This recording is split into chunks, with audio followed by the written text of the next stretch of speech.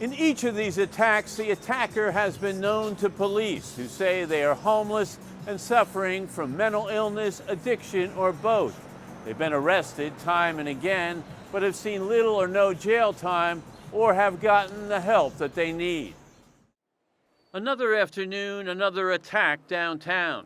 Last week, police on the scene arrest Jamal Huff for randomly attacking and punching 73-year-old Jan Levinson, who falls to the sidewalk, cracking his head on the concrete. Asked to explain, Huff tells police he believed Levinson to be a pedophile. Asked why, Huff says he heard it in his mind. But this isn't Huff's first encounter with police. According to court records, he's been arrested 9 times in the past 5 years for crimes ranging from disorderly conduct, harassment, drug possession, and theft. But in each case, he's been given nothing more than probation. And despite exhibiting mental and behavioral problems, there is no record of him being referred to treatment.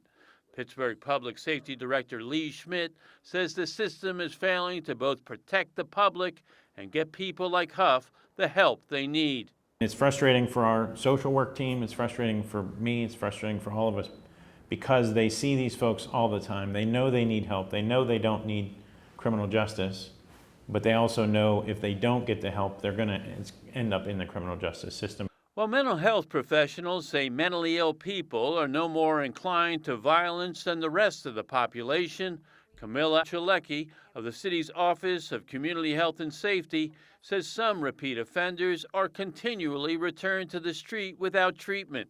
Their conditions worsen, and violence is often the result. The reason they become more violent is because they're untreated. Their needs are untreated. People who are very sick shouldn't be outside with no services. Early in June, police arrested Sorrentaya Festa in the brutal attack of 18-year-old Sophia Mansing, randomly walking up to Mansing, punching her, dragging her in the street by her hair, and kicking her in the face. Asked why, Festa told police she believed Mansing had been stalking her. Like Huff, police say Festa has had a history of mental and behavioral problems and had previously been arrested for disorderly conduct, fighting, and harassment.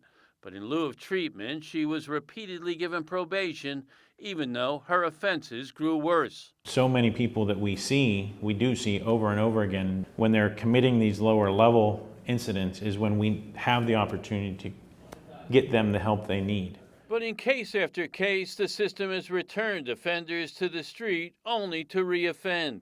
In the past 2 years, police arrested Arnez Johnson 13 times downtown for theft, open-air drug use, disorderly conduct, and exposing himself to female workers. Despite police testimony that Johnson was drug addicted and mentally ill, judges repeatedly released him until he was ultimately accused of sexually assaulting a woman downtown. Johnson is now in jail without bail, but Schmidt says the system fails to intercede before it comes to that. So they don't escalate to the point that they're now causing violence, and then it is too late because then the criminal justice system is their option. Schmidt says the system is broken, and given these repeated failures, is calling for a summit of police, prosecutors, judges, addiction, and mental health providers to begin fixing it. What I see that needs to happen is everyone comes together to figure out these problems. We all need to come to the table and take ownership of what portions we are responsible for and what portions we could do better. Schmidt says the system is broken and in need of an overhaul.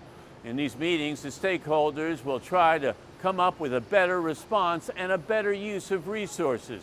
What's that look like? I'll have that tomorrow night at 5. Reporting downtown, Andy Sheehan, KDKA-TV News.